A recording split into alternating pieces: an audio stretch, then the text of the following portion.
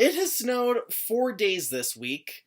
Like, that has been a regular occurrence for the past month and a half. Then I keep on trying to declare that spring has finally sprungled, and I keep getting proven wrong because the next day we just die in a bunch of flurries. But I'm hoping that if I do this tag, I can, summon some better weather into the city. So welcome everyone back to Tanner's Books and Beyond. Today, we're doing the spring reading tag. And I was tagged for this by my guy RC from Neck of the Book Lock. You should check him out. He's a cool dude. And I talk about summoning better weather, but I can see clouds start to drift in over here. For once, I just wanted to use natural lighting, but I guess that's not today. Anyways, question number 1 is, what is a book that you were looking forward to reading in the next few months? And this is actually a book that I bought last year just after Christmas. It's Hex by Thomas Oldhuijvelt. This is a book that I saw my other booktube friend Bree Hill talking about a lot. Can't remember if she actually said it was good. No, I'm pretty sure I remember her saying that she enjoyed it quite a bit. It sounded really interesting. It sounded like something I'd enjoy. I mean, not only the fact that I've had it for a while and I've been waiting for a while to read it so that I can listen to her actual review video and see how our thoughts compare. Also, I haven't read a horror novel in almost a year now. Like, the last one I read was Phantoms by Dean Koontz. And so I love a good horror story, but it's just been a while because so much other things keep on coming up on my plate, and I feel like I want to prioritize them more than this. But now, this is almost at the top of my reading queue. So hopefully I'll be getting to this possibly even before the season ends. But let's be real, at the time I'm doing this, we're almost getting into summer, so I feel like a lot of these books are going to be almost closer to summer reads than spring reads. Nah. Anyway, second question is, what's a book that makes me think of spring for whatever reason? Now, I actually looked back to see what I'd been reading during the spring months of last year,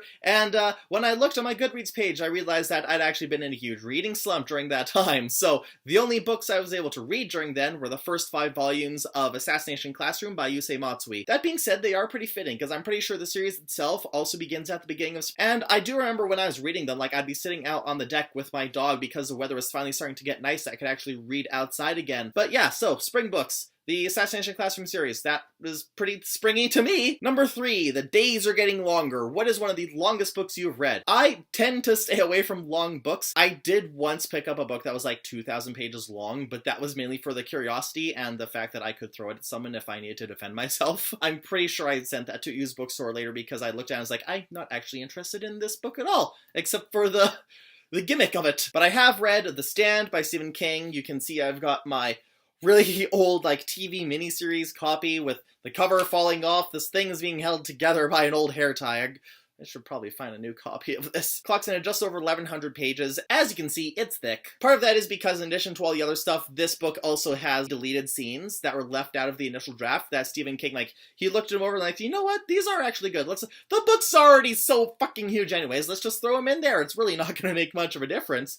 So yeah, this is probably the longest book I have read. I guess the Harry Potter books got pretty high up there in the last days, although now that I think about it, Deathly Hallows is only 700 pages. And I read that in 2 days. I also have tried to get through the Silmarillion. I was 15 at the time. I don't even know why I started other than this desire to be a Tolkien completionist, I guess. And then halfway through I realized that I didn't really have that desire to begin with. So I was just bye. Question 4. What's a book that you recommend to brighten someone's day? Speaking of brightening, I'm getting loads of glare here.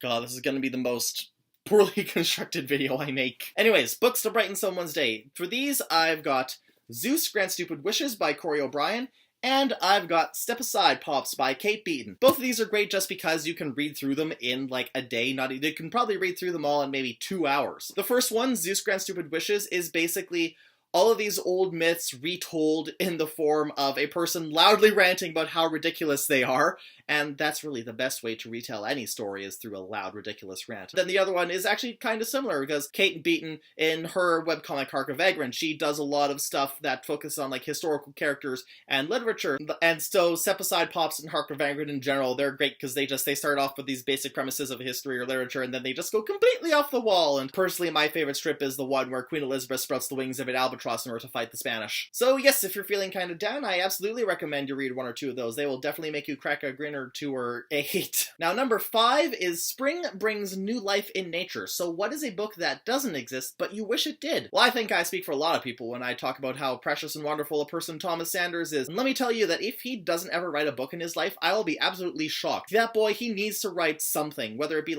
a fictional narrative in a novel or just a biography or his life or whatever. That was just, I will buy that in a second. Just shut up and take my money, Thomas. Also, there need to be more own voices deaf and hard of hearing books. Like, I've searched far and wide for them. I've only been able to find, like, 2. And I don't know why it's such a struggle for me, because so many other marginalized groups, I'm able to find so much literature from their own authors. But deaf and hard of hearing is just like, where is it? I want it!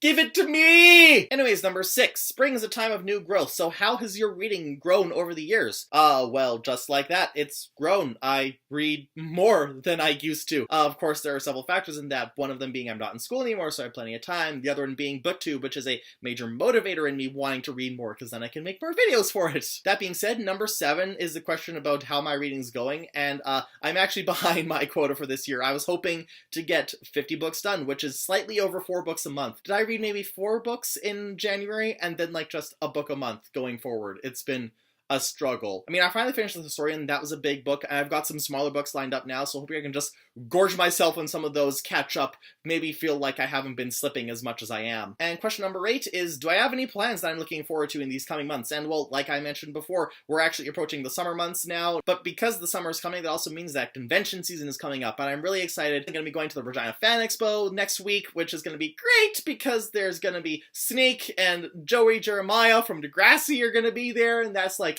my jam. And then, of course, in August, I'll be going to Animathon in Edmonton again. I went last year, I had a blast, I spent way too much money, and I can't wait to do the same. So yeah, I hope you guys enjoyed that, but don't touch that dial, because soon I'll be having my April wrap-up coming up.